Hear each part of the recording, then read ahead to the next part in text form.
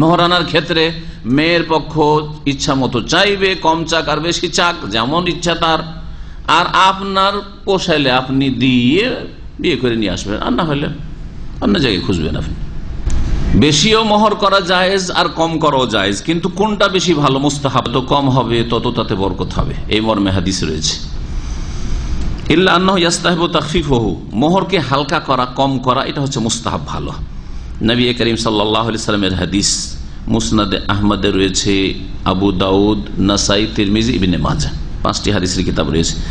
আযামুন নিসায়ে বারাকাতান আইসারাহুন্না মাউনা, নারীদের মধ্যে সবচেয়ে বেশি বরকতপূর্ণ নারী হচ্ছে ওই নারী যেই নারীর মোহর সবচেয়ে কম বা সহজ, মোহর দেওয়া সহজ, অল্প সেজন্য সহজ।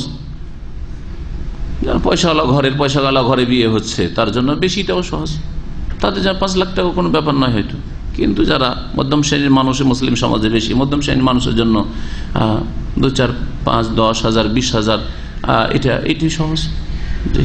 25-50-এর মধ্যে থাকে, এটা হচ্ছে সহজ। তো যত মোহরকে সহজ করবেন আর যত কম করবেন, আর যত বিবাহ শাদীতে শুধু মোহর নয়, খরচ, মাউনা, মোহরকে যেমন সামিল তেমন বিবাহ সংক্রান্ত যে খরচগুলি, আজকাল মোহর তো দেওয়া হয় না, কিন্তু মোহরের 10 গুণ 20 গুণ আরো বেশি গুণ অপব্যয় করে খরচ করা হয় বিবাহ শাদীতে। ধুমধাম, লাইটিং আর দাওয়াত, আর মেয়ে পক্ষের আবার কিসের দাওয়াত রয়েছে? শরীয়তের আরেকটি মাসলা শুনে রাখেন, যে দাওয়াত দিবে বিবাহে কোন পক্ষ? ছেলে পক্ষ। ওলিমা কার জন্য? ওলিমা ছেলে করবে, ওলিমার দাওয়াত করবে ছেলে যে বিবাহ করেছে বা ছেলের অভিভাবক, তারা করবে। আউলে মলাও বেশা, একটা ছাগল বকরি হলেও অলিমা দাও, ছেলেকে সম্বোধন করেছেন। মেয়ে পক্ষ আমাদের দেশে তাদের খাওয়া খরচা সবচেয়ে বেশি, বরযাত্রীর হারাম খাবার খেয়ে আসবে।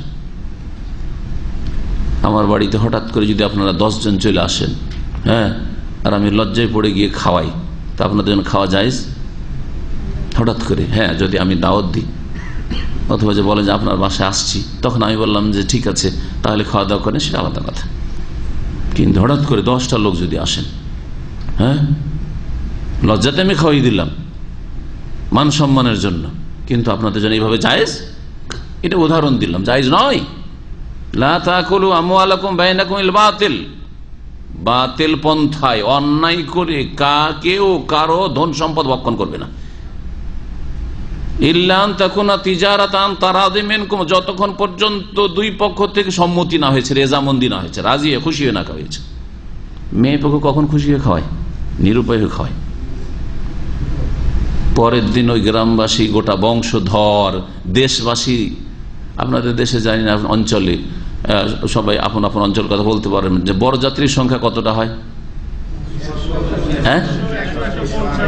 100-150 হয় মোট কথা, 400-500। আউযুবিল্লাহ। গত সপ্তাহে আমার এলাকায় একটা বিয়ে, শুনে রাখেন। আচ্ছা, নর্মাল ধরে রাখেন 100-র কম না, 100-150, এটা কমন ব্যাপার স্যাপার বিবাহ শাদীতে।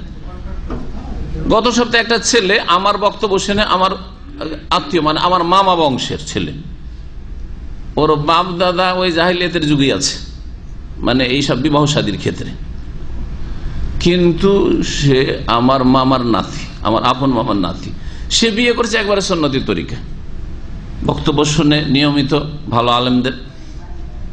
অল্প বয়সের ছেলে, 18-20-22 বছরের ছেলে বলছে আমি বিয়ে করবো, সাবালক হয়েছে, বিয়ে করবো, ভালো কথা। বিয়ে করতে ওর বাপ মা বলছে যে 150 বরযাত্রী নিয়ে যেতে হবে। বাপ মা বলছে, আমার মামাতো ভাই বলছে ছেলেকে যে 150 বরযাত্রী নিতে হবে। বলছে আমি 10টার বেশি নেব না, 10টার বেশি নেব না, 5 থেকে 10। আর যেই দিন ওই ছেলেটার বিয়ে কবুল করেছে, ওই সময় হঠাৎ করে ছেলেটা অনেক টেলিফোন করে, মিস যায়, আমার কল ব্যাক করে না। তো সেদিন ফ্রি ছিলাম, ভাবছি একটু কল করেই ফেলি, ছেলেটা খোঁজ খবর নি, কি খবর। টেলিফোন করছি, বলছে যে চাচা আমি আজকে বিবাহে আছি। কার বিবাহ? বলছে আমার বিবাহ। আমার বিবাহ। সুবহানাল্লাহ। বরকতের দোয়া দিলাম, তারপরে জিজ্ঞেস করলাম ঠিক আছে, দিন শিখেছে, দেখি কতটা আমল করে। বরযাত্রী কতজন? বলছে যে মাত্র 3 জন।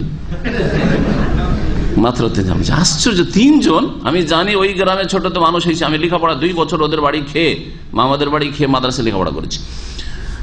তো এদের জানি যে 150-200 বড়যাত্রী যায়, এরা গৃহস্থ লোক, হ্যাঁ, মহাজন গ্রাম।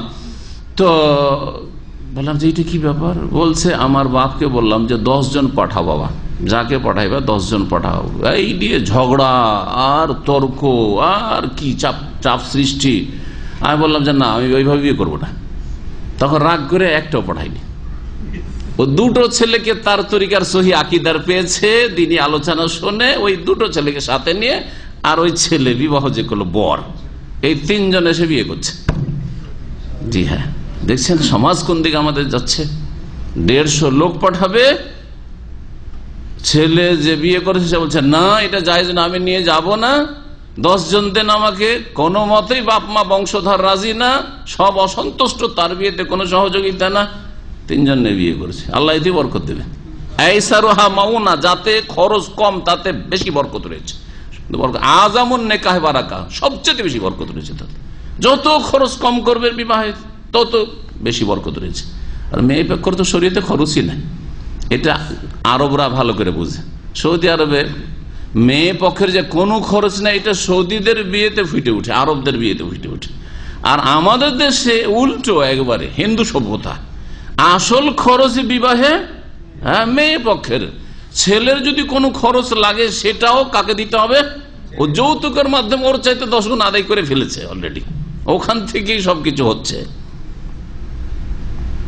সব হারাম কাজ, যার ফলে আমাদের সে বিয়েগুলিতে বরকতি নেই। এইরকম কুসংস্কারপূর্ণ বিয়েগুলিতে বরকতি নেই, অশান্তির শেষ নেই। স্ত্রী ছেলে মেয়ে ছেড়ে, স্বামী ছেড়ে পালিয়ে চলে যাচ্ছে কোথা থেকে কোথায়। আরে বড় বড় ছেলে মেয়ে ছেড়ে পালিয়ে চলে যাচ্ছে। এগুলো বরকত না থাকার